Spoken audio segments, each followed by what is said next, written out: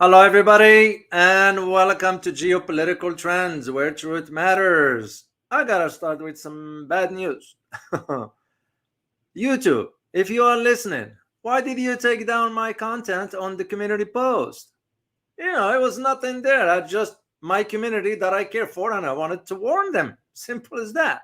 Yeah, they went ahead and took it out. Anyway, I am gonna take care of that in a different location in due time. Just stay tuned on that topic because you need to know something in the works behind the scenes, and that was the whole reason why they took it out. Send me a warning. So anyway, on the other hand, I gotta be fair to YouTube. Sometimes when I appeal something, they'll fix it and all that. So let's not. Anyway, put it aside. It ain't worth it talking about. We're gonna be talking today about an interesting topic. It's about the announcements of China backing Iran from both angles, politically and from security aspects. So I happened to when I wrote my Iran book, I detailed some stuff that I'm going to be sharing with you and provide you, of course, my analysis about this. And all this is going to fall within the announcements that Iran made, which I promised you I will disclose that to you. So quickly, just say hi to all of you being here. Hang Angie, good to see you as always. Elena McKay, notification on, so it's working. Good to hear that. Jason Lee, good to see you. Sampa, good to see you. John Lay, Attila Haron Gozo, good to see you. Farhad Razavi, as always. Song and Lee Page, good to see you. Hamad City, UTU Z Super, as always. Hassan Azizi, good to see you. Muslim Willie Homan, good to see you as always. Taiwan Still, and North South, good to see you. All right, guys, let me, because I got a lot to cover into this today. There is no geography or history. I gotta get into, because there is a lot to unpack, and that's the whole reason for why I do this analysis for you. And by the way, second thing I want to share with you, in addition to what YouTube just did this morning, is that this individual here, I'm sure you know who that is, but nonetheless, I don't want to assume you guys know who this is. Can you type in the chat box, please? Yeah. Once again, I'm not insulting your intelligence, guys. I don't assume. I don't like to assume. So if you can type in quickly here who this gentleman is.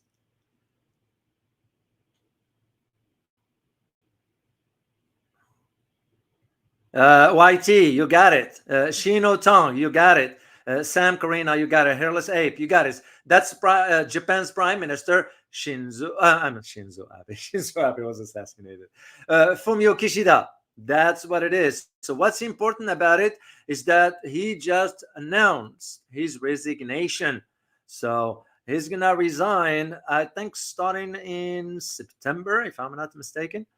Surprise that he said he will not run for the upcoming. So I think September. But that's beside the point. What's important about it is why. Why at this time? And to me, as an analyst, I'm thinking there's only one explanation. He's been dragging his country in a wrong direction on behalf of the US. And now he's getting pushed back domestically.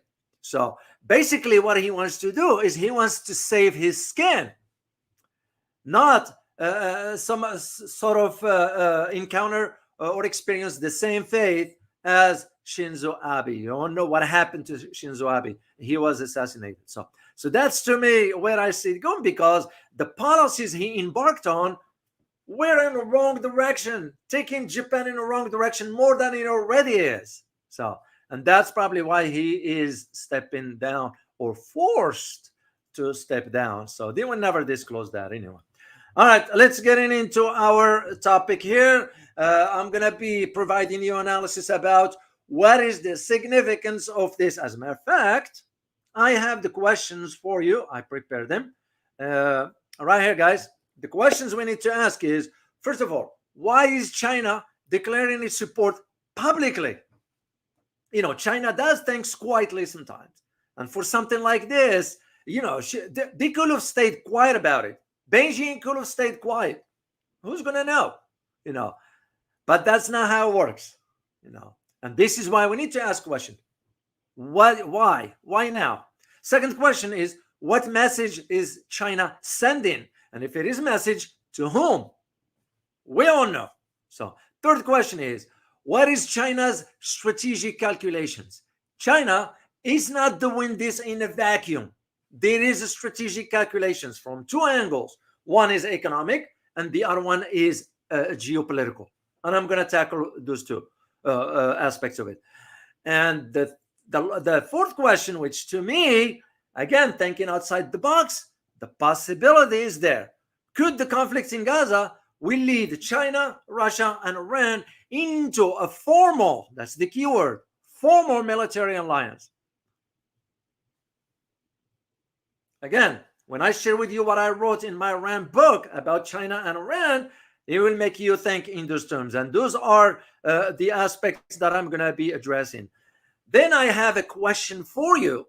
I can either ask you here later on or put it in the community. Hopefully YouTube will not take it down. So let's hope.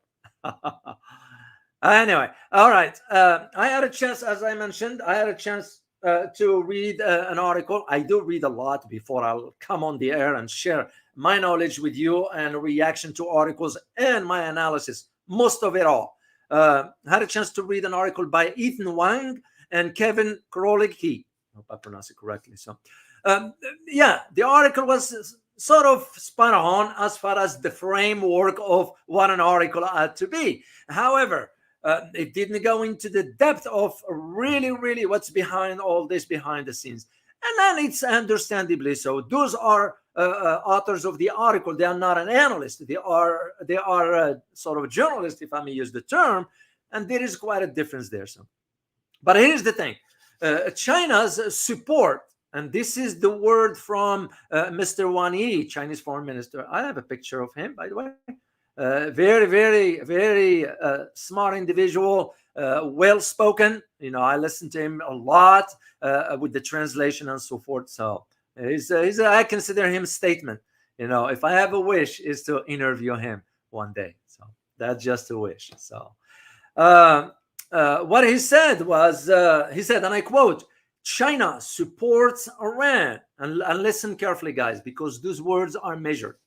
China supports Iran in defending its sovereignty, security, and national dignity in accordance with the law and in its efforts to maintain regional peace and stability and stand ready to maintain close communication with Iran. End of quote. Well measured with a loud and vociferously loud message to the West, to the US mainly. It's not to Israel because there's nothing. There is some coordination between Israel and China as far as economics. That's usually, I'm aware of that one. But this is on a different level altogether. So, and this is why we have to think about it in terms of why now? Why will China announce this publicly now? Why did he announce it, let's say, 4 months ago? Why did he announce it when the consulate of Iran in Damascus was hit? Even though China made an announcement, but not on the same weight as this one here. Once again, I'm going to read the statements from Mr. Wang Yi.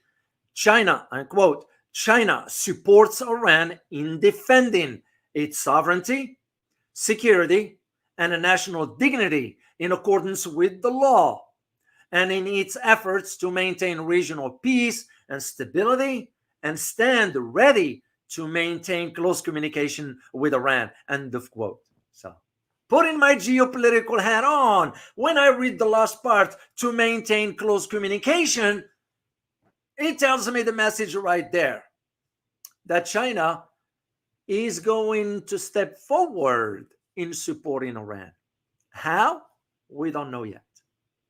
That's the whole key to all these dynamics that now all of a sudden China is stating this. Well, of course, you all know how this all came about because it was the Chinese Foreign Ministry through Mr. Wang Yi, which repeated Beijing denunciations of the assassination of Hamas leader or chief political leader rather, Ismail Haniya, in Tehran on July 31st.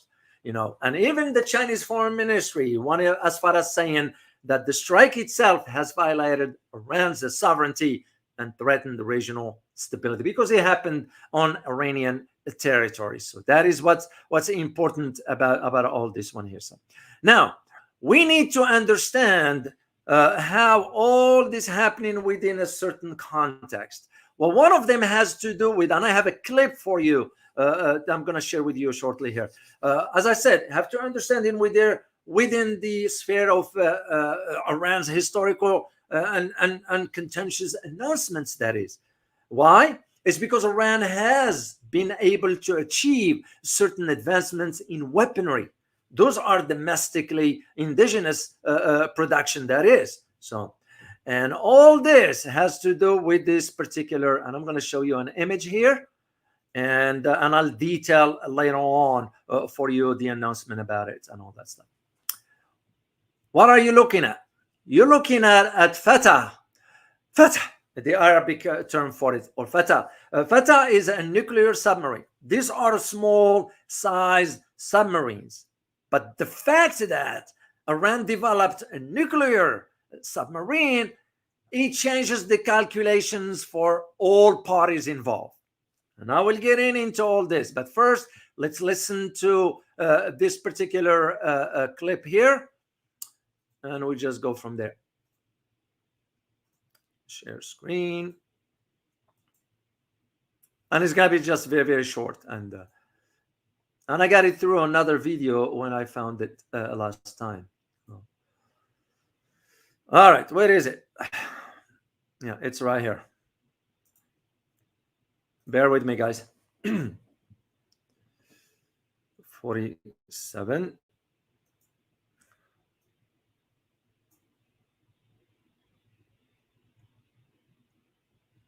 Okay. All right, guys. Share screen. And please give me a thumbs up if you can hear. Of Iran's nuclear-powered submarine, which has been named the Fateh class SSN, marks a significant development in the nation's military capabilities. This new addition to the Iranian Navy is touted as a game changer, capable of operating silently and for extended periods underwater, making it a formidable weapon in the nation's arsenal. One of the key advantages of a nuclear-powered submarine is its virtually unlimited range, allowing it to traverse oceans and remain submerged for months at a time without refueling. This strategic capability poses a direct challenge to the maritime interests of the United States, as well as those. Okay, I'm going to stop right there. Yeah, I just wanted to highlight this first. Well, there's we're talking about some strategic calculations now in the region. Why? It's because the announcement by Iran till this time, for it to be announcing about a nuclear submarine, it doesn't matter its size. What it does matter is what the impact is going to be. And it's going to be armed, that sub is going to be armed with certain type of missiles that can take down an aircraft carrier. That is the major announcements that Iran did. And this is why this sort of, I use the term surprising announcement. I mean, I didn't hear about it before. The Iranians stayed quiet about it. And this is why, guys, we need to understand one key.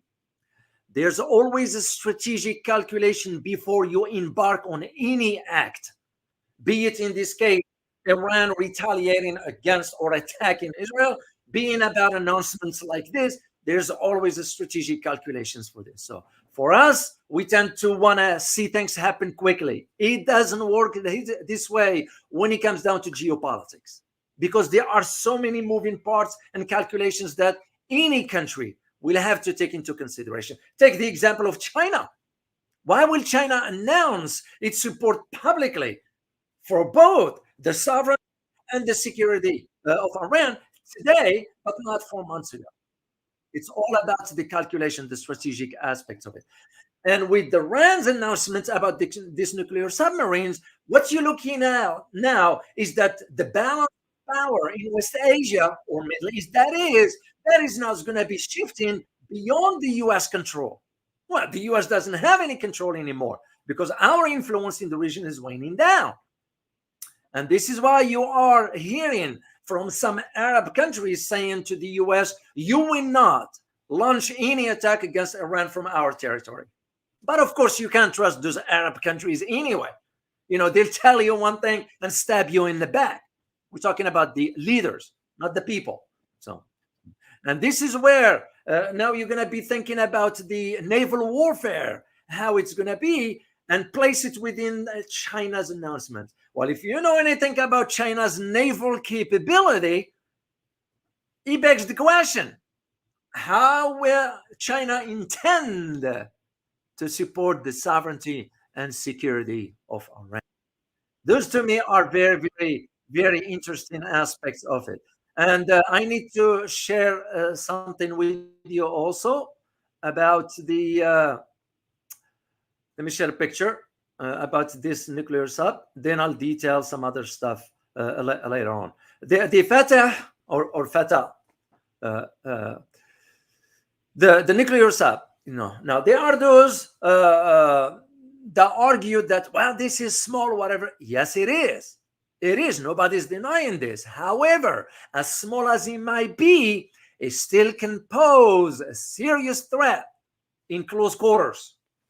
This is exactly the purpose of why Iran established this type of submarines. Let alone if it is a nuclear power, that means it can submerge for a long period of time. And just think of this, guys. Just think of this possibility.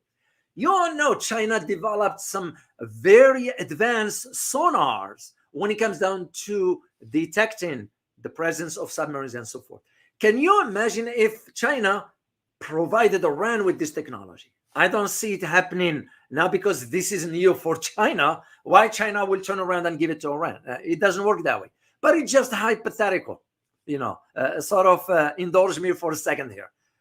How do you think it's going to change the calculations? Despite now we are sort of sending our Georgia class, nuclear class submarine, it's just posturing, no more, no less.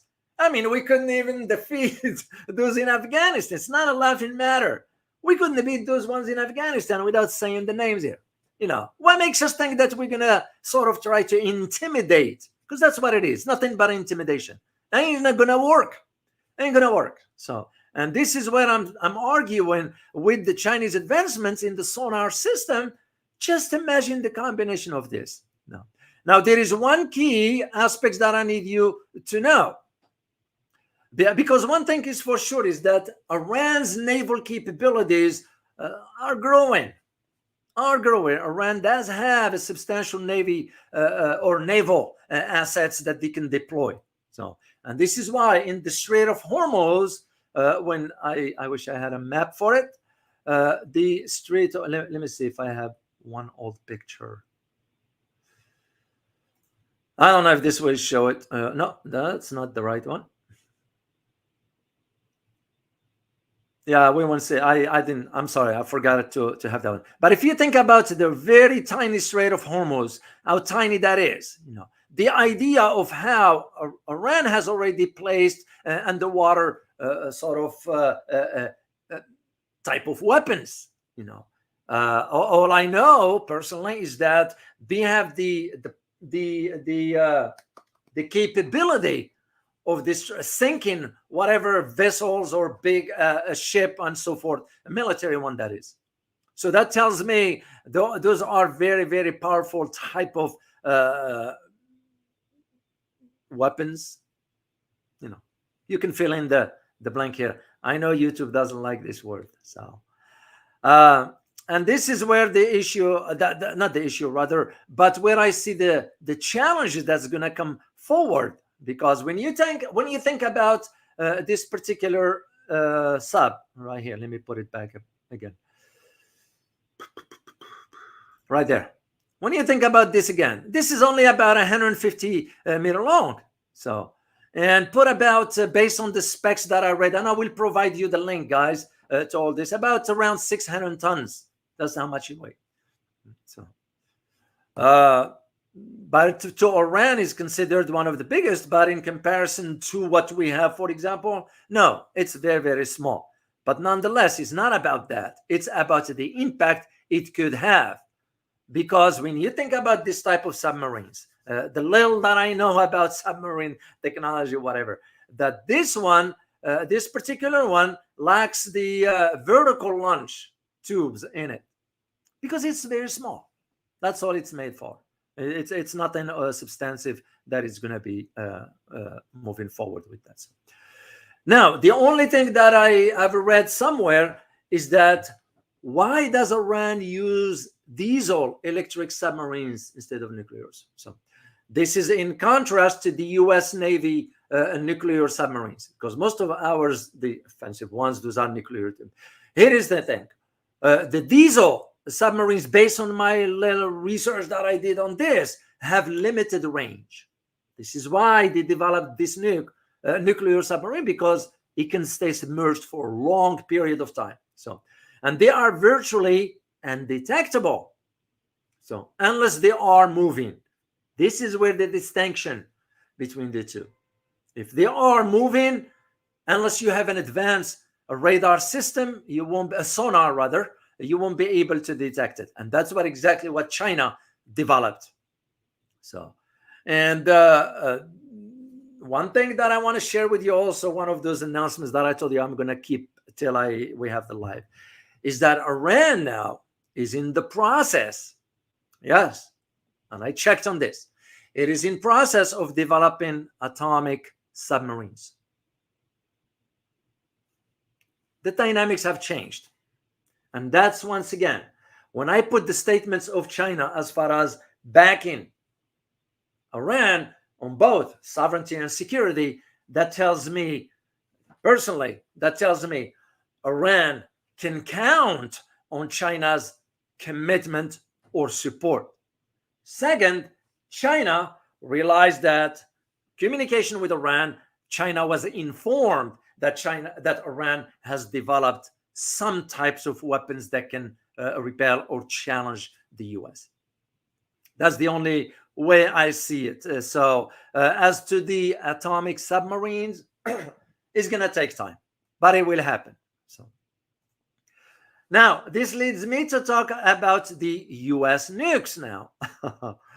We are sending, deployed the Georgia, actually the Ohio class.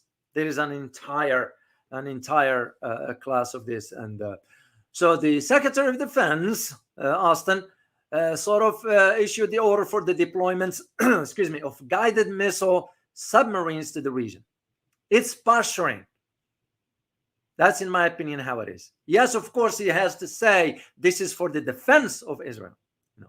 And this is what I'm saying. You have to think about this from the bigger picture. And this is one of the things Iran is thinking about as I speak right now. What are the strategic calculations when we launch the attack, if Iran launches, or when, not if, when Iran launches the attack on Israel?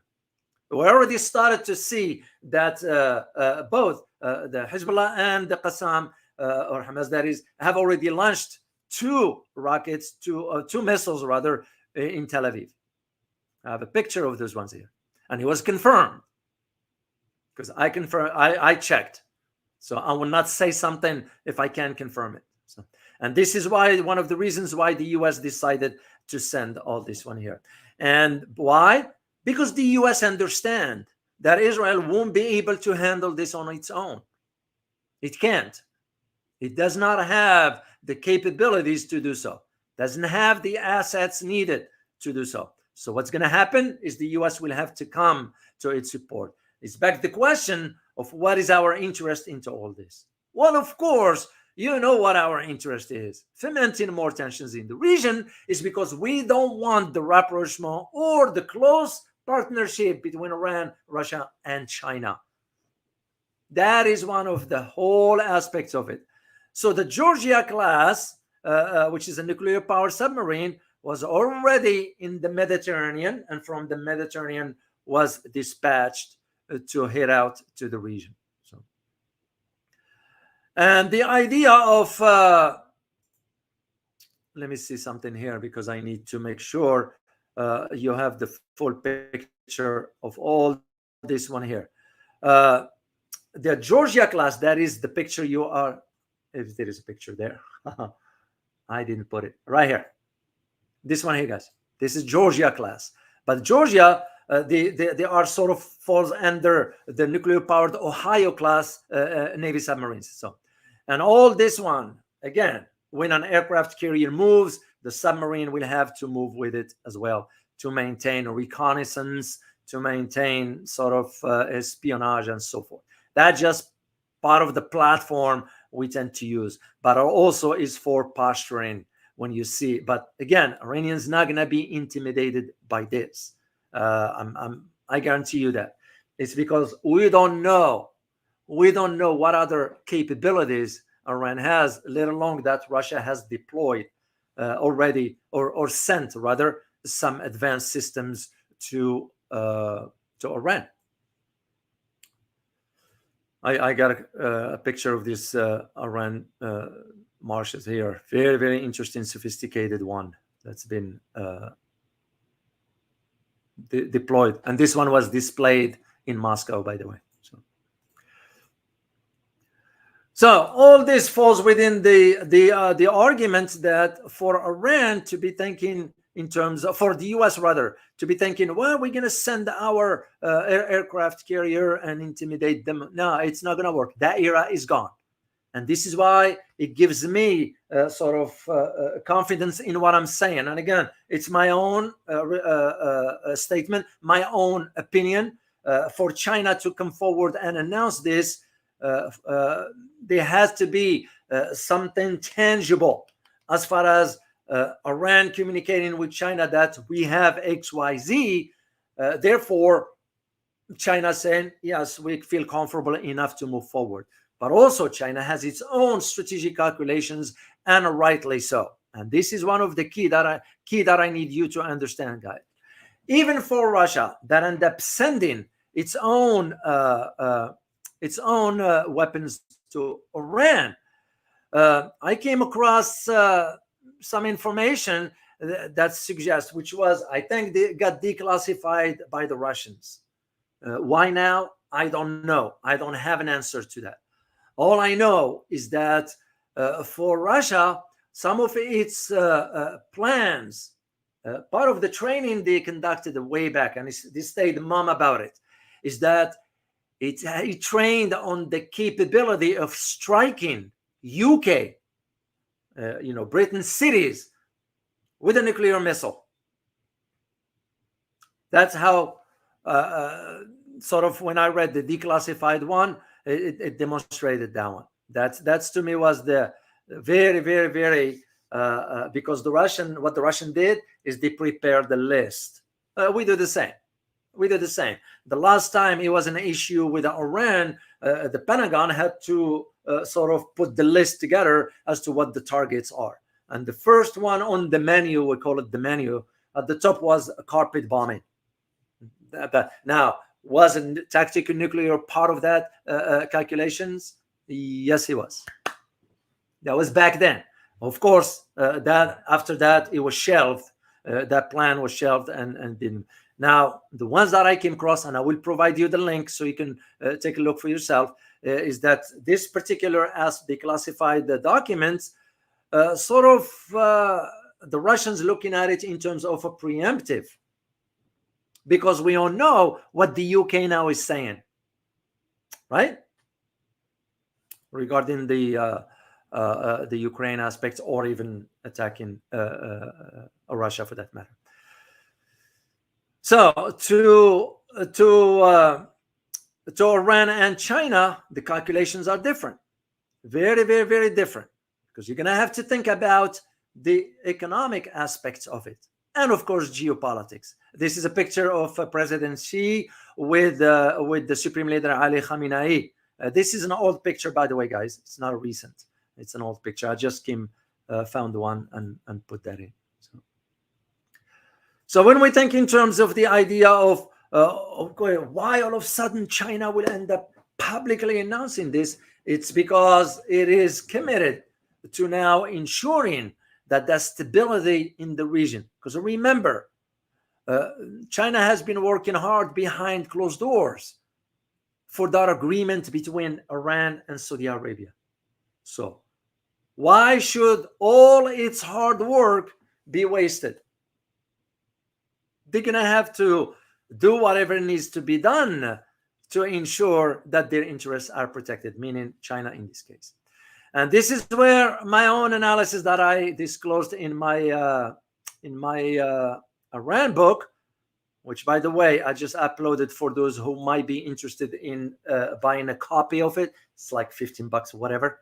You'll find it very, very interesting because it's relevant to what's going on right now. And this is what I'm going to be sharing with you, some of excerpts from it to highlight to you what I exactly argued back then that is reflective of today. And even back then, I was always saying, consider the developments in the region, okay? And we should also emphasize the role of other major powers, the likes of China and the likes of Russia. That's going to be playing a role in the geopolitical landscape of the Middle East, as I argued back then. And here we are. So, and like I said last time in this analysis or research, I said I focus my arguments on how Iran new status helps China and China and Russia to further advance their corporate interests and also challenge the declining regional leadership of the United States, because it was declining from back then. So, and I keep returning to the question, really, whether, and here is the key to why I am convinced that China's announcements of backing Iran didn't happen in a vacuum. Like I argued back then, I said I keep returning to this question, whether these interests, mainly on part of China, will divert United States focus away from the Pacific region, given what was going on over in that part of the world. So the answer to this, we all know that the next theater is going to be South China Sea. There is no ifs and buts. We know where things are headed. And this is why China is moving forward ahead of it, which is a smart move. Because to China, they rather deal with this from far away than be in the South China Sea for the US to be there. Of course, we all know what just happened with Australia and the signing of the AUKUS, another agreement pertaining to AUKUS and so, which is a mess anyway. That's a conversation for another day. So to me personally, the answer to this kind of argument will shed light for us in terms of the China's long-term strategy that it's pursuing. This is one of them. Agreeing to back Iran, it's one of the strategic steps. And as I argued back then, for now, suffice it to say that China and Russia's interest in the region will grow stronger, bolder, and more calculating. That's what I argued back some 4 years ago, or 5, whatever that was. Still apply today. And signaling, in my opinion, for a far more assertive foreign policy from both countries in the coming years. Now, when we say assertive, don't take it in a negative way. Sometimes when you say assertive, yes, it can go into that direction. But usually it's only going in the wrong direction or in a negative connotation to it if it is a provocation. China's assertive policy, it's not a provocation in this case. It's about protecting its own strategic interests, and rightly so.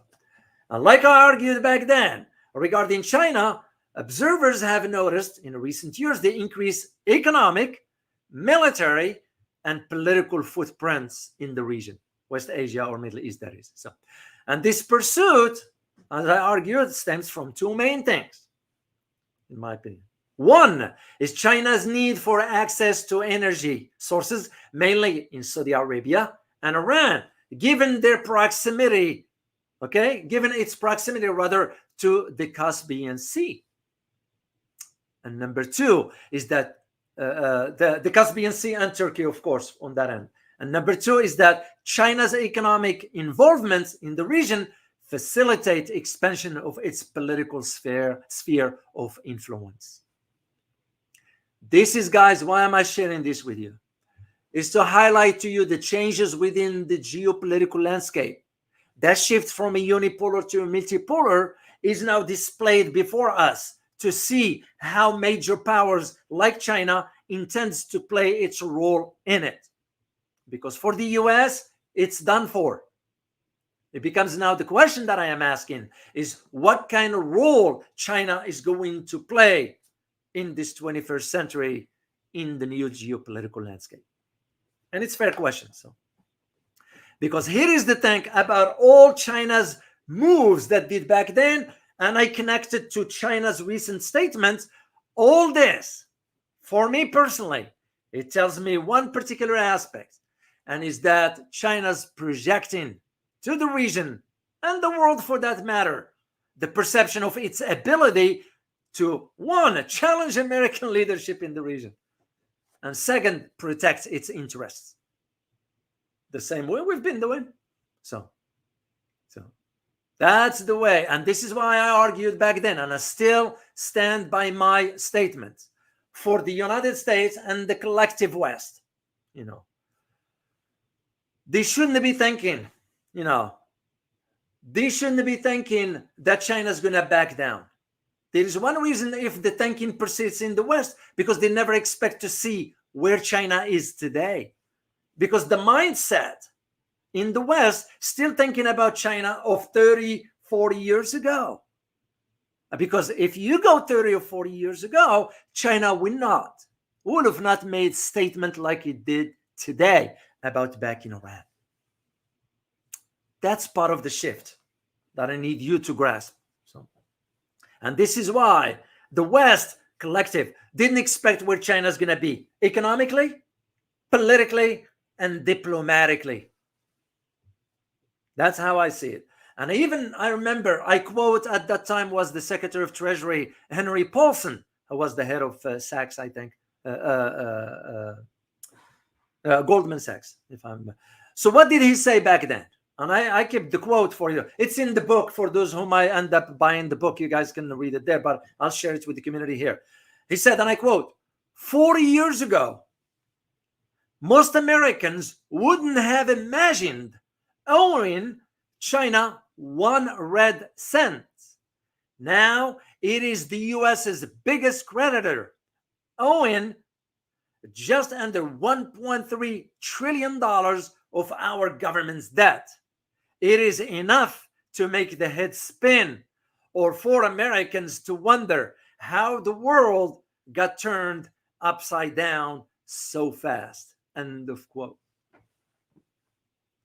And the answer that we Americans should grasp and accept is that China worked hard enough to be where it is today. We did not. We cannot compete. It's because where our interest lies. China invested in its own domestic projects and so forth. What are we investing on? Truth matters. So, and like I argued back then, which again, I am trying to bring this to you guys to understand. Once again, nothing happens in a vacuum when it comes down to geopolitics. All those pieces are moving together. And I said back then that this approach, that China's long-term strategy focuses more on having a relationship with the United States more complementary than acrimonious when it comes to the region, meaning Middle East. That's what I argued back then. Just let that sink in for a moment. I'm going to repeat it. I wrote back then that this approach suggests that China's long-term strategy focuses more on having a relationship with the United States more complementary than acrimonious when it comes to the Middle East. Why is this? You think China's doing it out of fear? No. It's a shrewd movement, because if you look at the Chinese history, will give you the answer. And China did this back then and still doing it today for two main reasons. One is the US attention shifts away from the Pacific region. And two, China secures more economic ventures with key regional players, including Iran, Saudi Arabia, and Turkey to a degree. So, and this is why I asked you the question earlier. Will, for example, the conflict in Gaza will lead to a formal military alliance between Russia, China, and Iran? Because even back then I argued, will the Middle East become a hot zone where the US and China's interests collide? And again, I saw it coming. It's because the world wasn't standing still. The world was moving, and moving in a direction that we couldn't control anymore. That's called shifting from a unipolar to a multipolar order. So, and like then, I asked the question, and I put the answer is possible, meaning the interests will collide. China's support for Iran is a testimony to this, what I argued back then. It's just the way I see it. And even I went as far as saying, as far as China and Iran back then, and I argued this vociferously, backing it with facts and arguments, logical argument one day. I argued back then that China and Iran may enter into a military treaty of some sort, clearing the way for the former, meaning China in this case, to establish a military and naval bases on Iranian soil, similar to the arrangements the United States has with Bahrain, for example. That's where we have our Fifth Fleet, right? However, I argued back then that China does not, I argue that does not strike me as a wise policy for China to embark on at this time, meaning at the time when I was writing this. Rather, China will wait until the dust settles in this latest major shift in regional geopolitics to better assess the situation and execute its next calculated move. And here it is. That's what I'm saying, guys. This is not in a vacuum. This is a well-calculated strategy by the Chinese, that the Iranians feel comfortable enough to move forward and announce about the nuclear submarine. So, and let alone the idea of what Russia type of weapons they shipped already to Iran. Because here is the thing. When you think about it, China and Iran's military interests, militarily, you think about it, just militarily, Iran and China, the interest could merge in an unexpected way. We will never know. To me, this is like one of those. Well, who tell me, guys, whoever, and if there's anybody in YouTube, I'll challenge, if the so-called analyst, if there's anybody in YouTube who kind of argued or thought in the idea of, could this interest of China and Russia, China and Iran will merge in an unexpected way? None. Because here's the thing, with China's advanced military technology, right? One assumes, as I argued back then, the lifting of sanctions on Iran will allow China now to sell its military systems to many countries in the region, including Iran, of course. That's what I argue back then. And to me, I'm seeing it folding in front of my eyes here as we speak. Because despite the much anticipated shift, geopolitical shift that is in the region, following this back then, the US-Iran nuclear agreement, I'm convinced that China will proceed cautiously. So as not, you know why? Do you think because they're scared of the US? No. This one is not to upset the balance of the world order. China's strategic about it. A system, because remember, it was through this global order that was for the last 30 or 40 years where China moved forward. Doesn't make any sense to disrupt that one. What it makes sense is to move shrewdly moving forward. Because like I argued back then in my book, China strikes me as a pragmatic regime that understands the stakes if it flexes its economic and military muscles beyond what is realistic. And once again, that's what I argued back then, and I'll bring it into today. This is why China stated the way it stated the argument first. Let me just go back to it right here because it will make more sense to you. The quote, Mr. Wani said, China supports Iran in defending its sovereignty, security, and national dignity in accordance with the law and in its effort to maintain regional peace and stability, and stand ready to maintain close communication with Iran. End of quote. This is exactly what I'm arguing here. That's why China would proceed cautiously. And China will not flex its military. Can you just imagine? Just imagine this, guys. China will bring in its advanced naval systems. You all know what it means. So, or maybe even the question for you. Should China bring in its advanced naval system to the region? What do you guys think? Yes or no? Should China bring in its advanced naval systems to the region?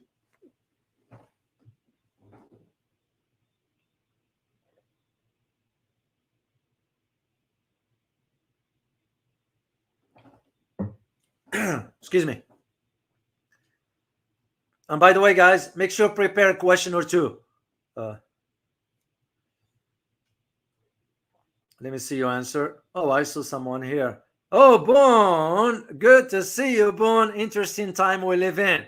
Thanks for this. You are most welcome, Boone. And good to see you.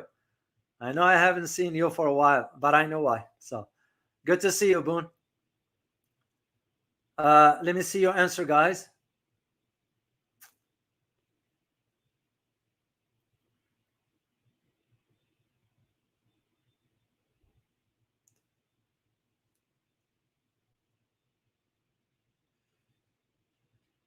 Oh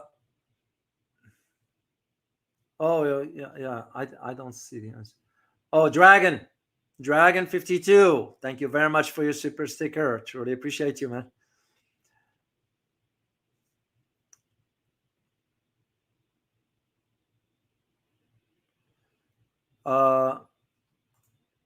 History, economy, entertainment. Thank you so much for your super sticker. You mean Iran submarines with no, that's not what I meant.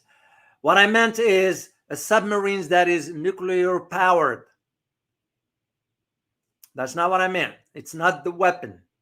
It's how it is. It's like we do have some. But this will lead us to the question, of course, is that means that Iran has developed the nukes. That's a possibility to that. So let me see your answer here, guys, if there is one here. I can't see it. Santang, you say yes. Seiko TV, you say no. Gayatri Adarsh, you say yes. Army with Harmony, you say no. Common Sense, you say nope. Francis Tango, you say yes. You know, I can see. That's the reason why I wanted to ask you guys. It's because for China, like I argued back then and still hold to today, that I argued, China strikes me as a pragmatic regime that understands the stakes if it flexes its economic and military muscles beyond what is realistic. And I keep arguing till today, but make no mistake, especially for the West, make no mistake that China's move is going to be intended to protect its own interest one way or another. Of course, they will go about it the diplomatic way at first. Otherwise, they're going to have, I mean, you look at just, for example, the issue of Taiwan. You know, I mean, come on, guys. You tell me that China couldn't wipe out whatever. But again, why will they do that? There is no need for it. Except that for us in the West, we keep fomenting more tensions because China understands how to play the long game. Look at their history, no more, no less. So, and this is why I'm arguing for the idea that China might not want to bring its advanced naval systems to the region, because that will end up sort of flaring up tensions even beyond. I mean, as of now, we don't even know what the outcome is going to be once Iran launches its attack on Israel. Israel is on a high alert as we speak. So the whole region is Arab countries in the region are, I mean, they are useless anyway. So basically what you're looking at key players: Turkey, Iran, of course, Saudi Arabia. Saudi Arabia is not a player. Saudi Arabia is survival. They have to think about the monarchy survival and all that stuff. So, and this is why the Chinese will have to think twice about, okay, do we bring our assets? Russians didn't mind. Russians went ahead and sent their own some advanced systems, including those jamming radars. Those are advanced, and Russia is very advanced when it comes down to jamming systems. So this is what I'm saying. I just want you guys to understand the big picture, and this is the reason why I wanted to do this live stream for you. It's because soon you're gonna be hearing everybody's spewing whatever. Be aware of what you are consuming. Listen to different perspective. Of course, there's nothing. It's just when I look at now YouTube, it's saturated with, man.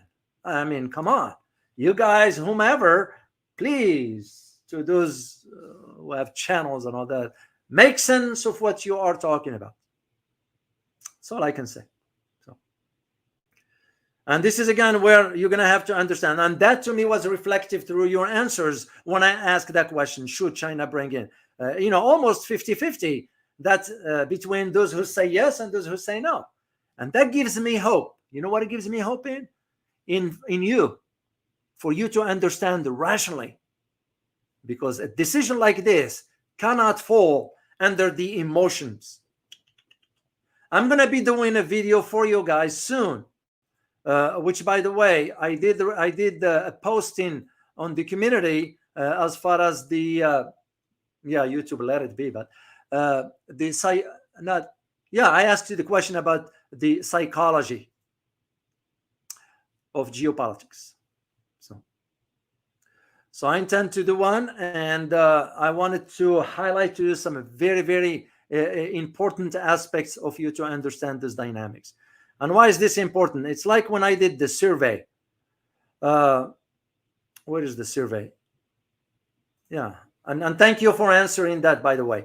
When I asked you the question, is it ethical to use psychological knowledge to manipulate the behavior of individual or groups, and I should add another one, or government for that matter, to achieve political goals? 12% of you said yes, 67% of you said no, and 21% of you said it depends. Very, very interesting. I didn't expect that to be that way, but and by the way, guys, I hope many of you did not take this in terms of negative way. Ethical use the psychological knowledge. Psychological knowledge can be used for good things sometimes. It's like when you have in geopolitics. I remember when I was doing my my master's on international security, we had a class, I remember, about lying. Yeah, you'll be shocked to see the conversation about lying as part of my master program. But it was very interesting to understand the rationale for it, for why politicians will have sometimes, especially when it comes down to the survival of a nation in a very, very delicate situation like we are dealing with in the region right now. And this is why Again, I fall back to the shrewdness of the Chinese for them to issue that statement the way they did, as far as providing support to the sovereignty and security and open communications. Without, it's saying something without saying it.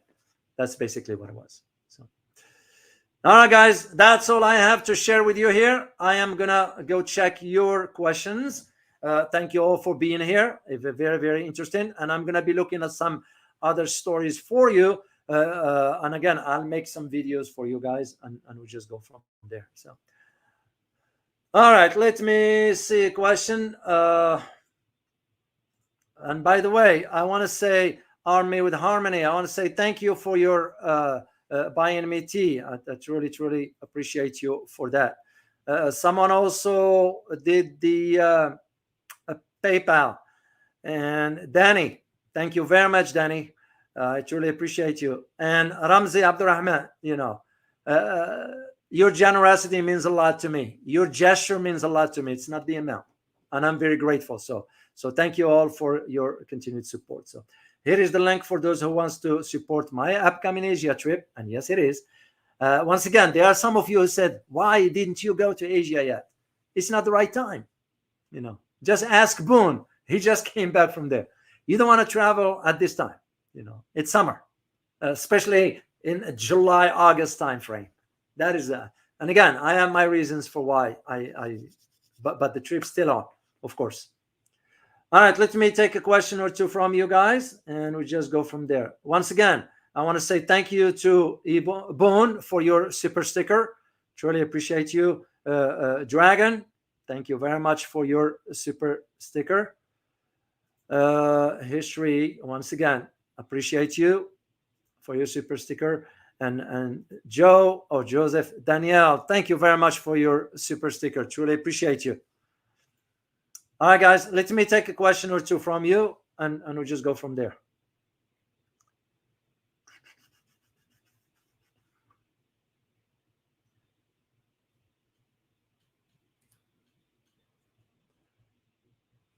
Okay. Wow, we got a lot of people here.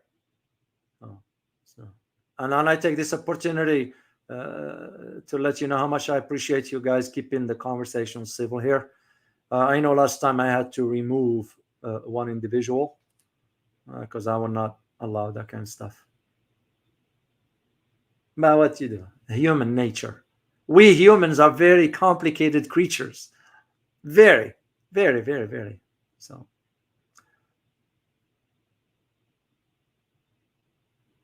Rampos, the Dr. O, do you have an idea how much is China's debt? No, I don't.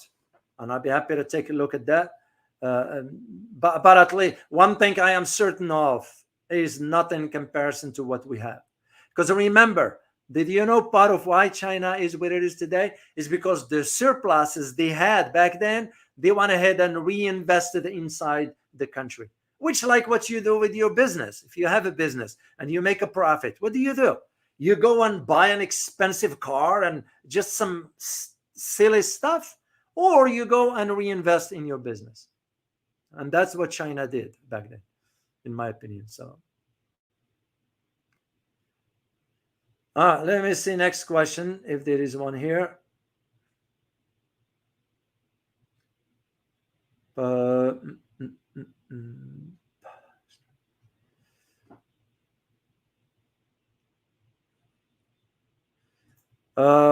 Francis Tango, good to see you as always, and always appreciate your support. Question, Dr. O, is it also maybe because they are BRICS countries, China and Iran? That's true, but it's not about that. This is a geopolitical move on part of the Chinese. It's a strategic. It's a strategic to also send the message to the West that the era of the US dominance of the global system has come to an end. That's in geopolitics, when you send a message, it has to be very settled. Like I said earlier when I shared those paragraphs from my book, it's not about China flexing its military. China's naval assets far outweigh those of the US. But it's not about that. It has to be very, very calculated move, and I believe that's what the Chinese declaration about supporting Iran is all about. That's the way I interpret it. So, let me see another question from you. I'm not going to say this word here, guys, but this is why YouTube took down my content about it. That's the reason why they took it down. They gave me now a warning for 90 days. So what I'm going to do is because you need to know something. So I'm going to do it on the other location. And I will let you know. You will know. Because you need to know what's coming. I was like, what the heck? Violating community? What community? I didn't violate anything. But again, what you do? We all know. We all know where America is headed. So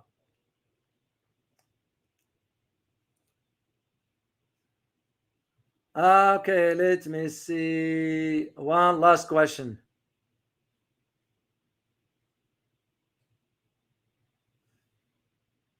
And I'm just scrolling, guys, because we have a lot here. So I'm just scrolling through.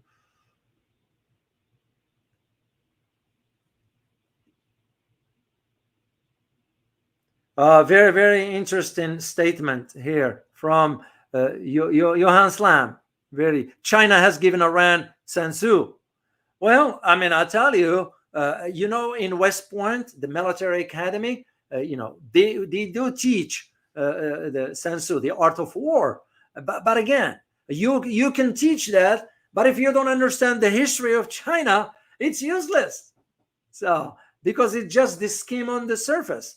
And this is why I believe China's statements, it's signaling to me the much bigger picture regarding the new global order, the way it is, in which the US, as a matter of fact, for us sending this aircraft carrier, it's nothing but a posturing, no more, no less. Trust me, when you start seeing body bags coming here, it will be a different conversation. Plus, we can fight anyway. Hairless A, excuse me. Is that Iran submarine equipped with a long-range missile, or is it just for taking out enemy ships? It has some. I do not know the exact answer for this one here, so I can't say something I do not know about. And of course, they will not disclose what type of missiles they're going to have. But again, remember, it's a smaller one. And if they are to do this, in my opinion, if they are to do this, they're going to have to do mainly the torpedoes, the type that can take down, or even some type of short-range missiles to take down an aircraft carrier. Remember, the Chinese developed this kind of missiles, so they have them. But China, again, Chinese submarines are far bigger than those of Iran. So Iran will have to work with what it has. So I don't think so. But again, I don't know. So great question for this one here. So okay, guys, I hope you found this very informative, and I look forward to seeing you. I don't know if I'm going to do live stream tomorrow or not. We'll see. I'm going to check out what's going on, and of course, I always welcome your feedback. And by the way, the question I was going to ask you, and I'll put it in the community as a survey. How about if we do this? We'll do it there. Well, guys, I hope you. Francis Tango, how many submarines Iran had? They never disclosed the numbers. They do have the short ones, because remember, for those who argued last time when I did the video about regarding the SF, the 70 Israeli, US, and UK in Yemen and so forth. And one of the arguments I made at that time, in response to one of you put a comment, well, they could have gone, it would be easier if they used another location instead of the north. It makes more sense, especially from the south. Why the south? Because access to the water. Why the water? It's because in special ops, they are small subs, very, very small. That is objective is just for these specific missions. You can move the special unit and the water to get them to the location where they need, and they can swim from there. Because remember, those the special ops, they are part of the SEAL, part of the, so swimming is part of the training as well. And that's why it makes more sense if they would have gone from the south. But it's so as far as how many submarines, I do not know. Okay, guys, hope you find this very interesting, or hope you learned something from me today. So as always, remember, geopolitics impacts your daily life in more ways than one. Till next time, guys. Bye-bye.